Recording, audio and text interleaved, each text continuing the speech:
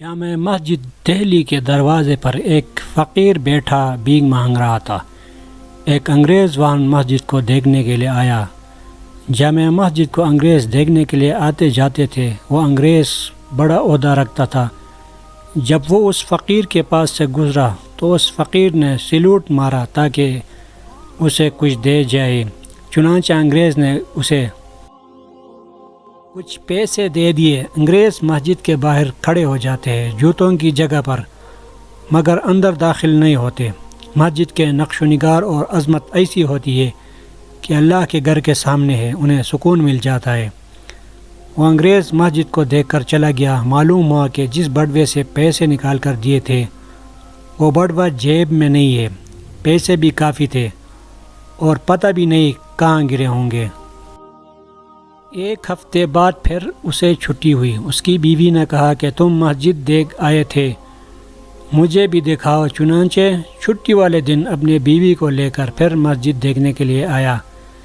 جب وہ انگریز اس فقیر کے پاس سے گزرنے لگا تو فقیر فوراً کھڑا ہو گیا اور اس نے اس سے کہا، آپ پچھلی دفعہ آئے تھے، مجھے پیسے دیے تھے، اس کے بعد آپ بڑوا جیب میں ڈالنے لگے۔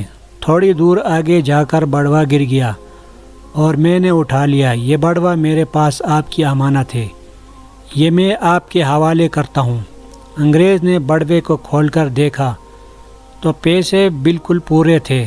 حیران ہو کر وہ سوچنے لگا کہ بڑوا تو دے دیتا، مگر وہ فقیر اس کے اندر کی کچھ رقم نکال سکتا تھا۔ مجھے امید تو یہی تھی، یہ کیا ہوا کہ سارے کے سارے پیسے واپس کر دیے۔ اس نے فقیر سے پوچھا، آخر کیا بات ہے کہ تم نے کچھ بھی پیسے اپنے پاس نہ رکھے؟ وہ فقیر کہنے لگا، بات یہ ہے کہ قیامت کے دن ہر آدمی اپنے نبی کے پیچھے ہوگا، جماعتوں کی صورت میں انبیاء کرام علیہ السلام کے پیچھے چل رہے ہوں گے۔ جب میں نے وہ بڑوا اٹھایا تو میرا جی تو چاہتا تھا کہ میں اس سے لے لوں، مگر مجھے خیال آیا کہ ہر کام اللہ کے سامنے پیش ہونا ہے۔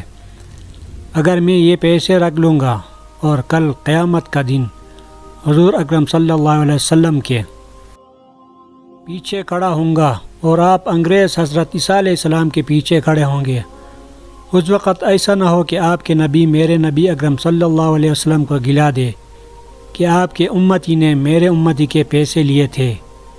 یہ سوچ کر میں نے اس میں کوئی خیانت نہ کی اور آپ کے پیسے میں نے آپ کو لوٹا دیے ہیں۔